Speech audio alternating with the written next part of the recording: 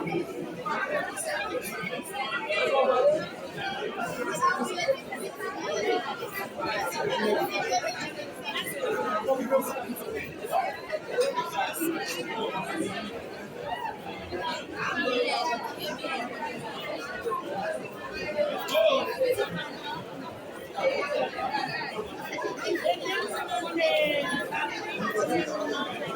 presse qu'il a, ça fait 12e édition Salon du droit.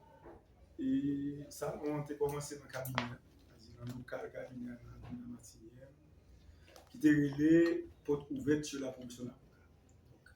Après 3 éditions, et nous transformé en salon du droit beaucoup plus large. Donc c'est la 12e édition. Et c'est pour la 2e fois qu'on a organisé le tour dans Caribé parce que le siège du salon théoriquement c'est dans Marriott, mais nous tous connaissons qui genre situation. Et Fonda dit ça, c'est œuvre sous ta dit média, si média ne peut pas embrasser nous, qui est béni dans le mouvement, ça ne peut pas arriver là.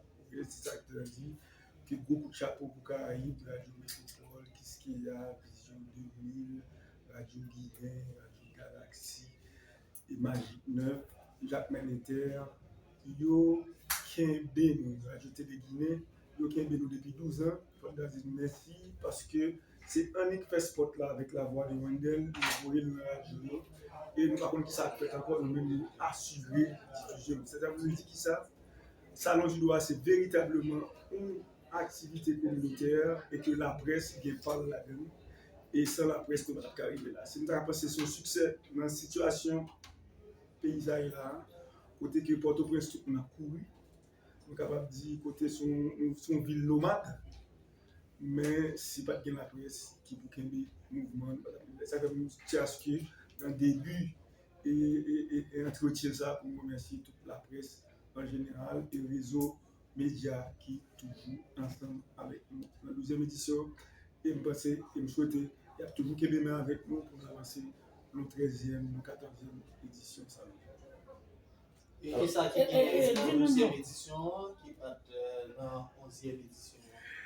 Alors, ça t'a dit qui ça gagne, ça t'a dit qui nouveauté qui gagne, soulevé gagne le coin du livre avec Communication Plus, handicap et monitoring, question ça. Ça n'a pas gagné la 11e édition. Depuis toute édition, nous pas jamais gagné une catégorie de personnes que nous pas jamais gagné. Les handicapés. Donc, des personnes handicapées, et nous pensons que nous même nous stand là, c'est à l'intégration handicapée, puisque nous avons parlé de droit. Une première c'est qu'il faut nous bailler le ton sans discrimination. Donc à ce moment-là, nous gagnons avec plaisir, gagner accueilli le secrétaire d'État à l'intégration des personnes handicapées, qui ont une grande nouveauté.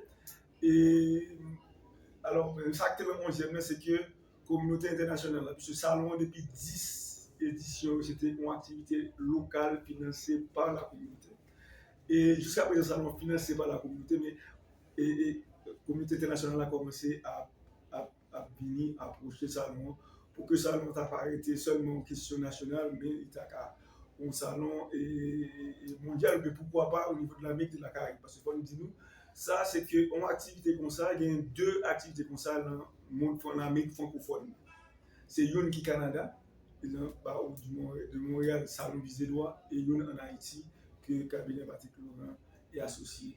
Mais Patrick, qui ça t'a motivé dans toute première édition pour défendre telle activité pareille?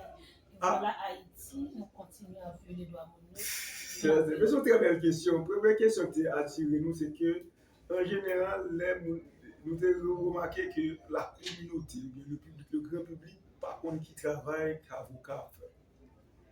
Parce que là, on parlé des avocats.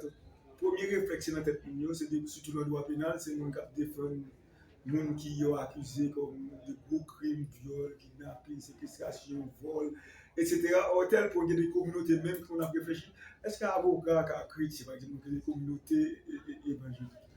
Nous voyons que le métier, profession judiciaire, banquet très connu.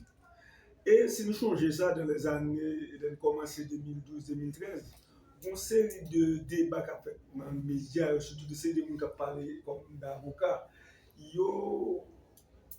de certaine façon, il passait à désirer. Mais nous l'avons réfléchi, nous disons, nous ne pouvons pas acheter ça dans le confort bureau. Et puis nous avons dit, un tel pas doit intervenir comme ça, un tel pas doit dire comme ça. Mais qui ça nous fait nous-mêmes? Nous pensons que c'est une réponse pour nous bailler et pour nous montrer le vrai visage professionnel avocat, si vous voulez, notaire. Et la profession juridique, là, ce n'est pas seul avocat seulement qui gagne. Ou bien, là, on est avocat, ce n'est pas seule question de droit pénal qui gagne.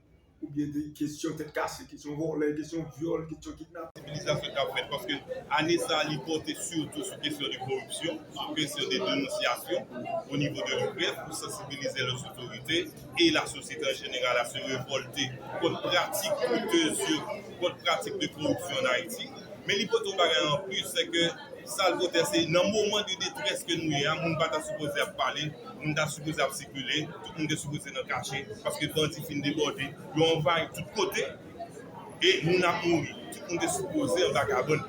Mais ça a montré une volonté de vivre.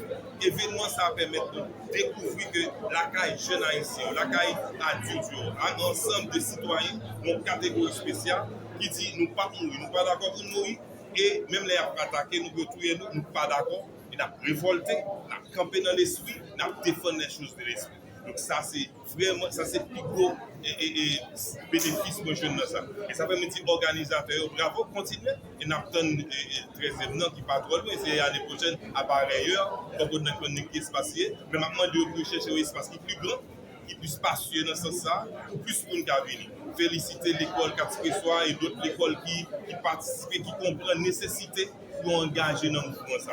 Et je vais inviter tous les citoyens pour participer activement et supporter l'idée ça pour d'autres événements parallèles faits pour faciliter et en même temps pour encourager et d'autres opinions venir pour faciliter le développement paysan. Parce qu'on ne pays pas qu'à développer dans l'analphabétisme, on ne pays pas qu'à développer dans l'ignorance. Pour un pays développé, il faut des gens qui connaissent, des gens qui sont capables et c'est au but à la tête. Merci.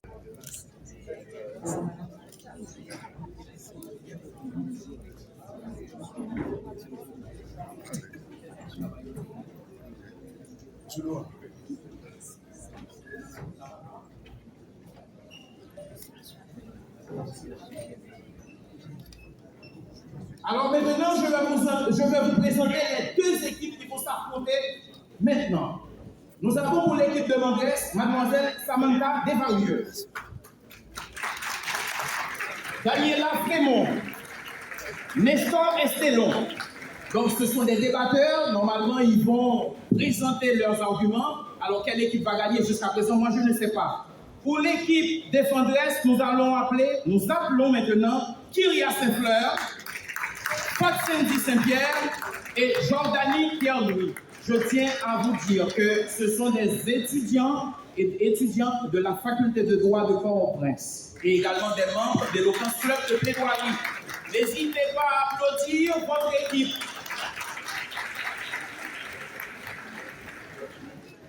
Les thèses maintenant.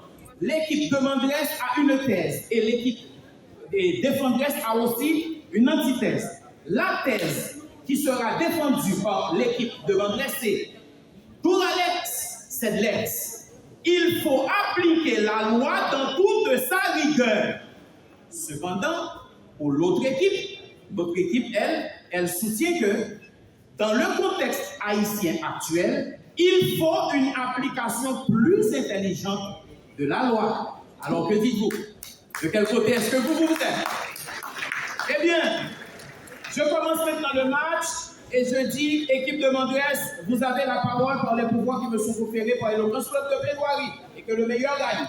Également sera armé, disons, des arguments également composés de notions, concepts juridiques, sociologiques et anthropologiques. Donc c'est ce que vous autres, vous allez assister maintenant. Alors, quel est l'enjeu pour aujourd'hui? Je vais vous expliquer rapidement. Je vais lire pour vous rapidement l'exposé factuel, ou encore l'exposé qui va mettre aux prises les deux équipes. Je veux parler de l'équipe de l'Ouest et de l'équipe défense. Alors, je lis pour vous rapidement l'exposé factuel. À la fin de l'examen, Jean-François finance les écoles, clubs sportifs, universités, hôpitaux et start-up. grâce à sa grande fortune.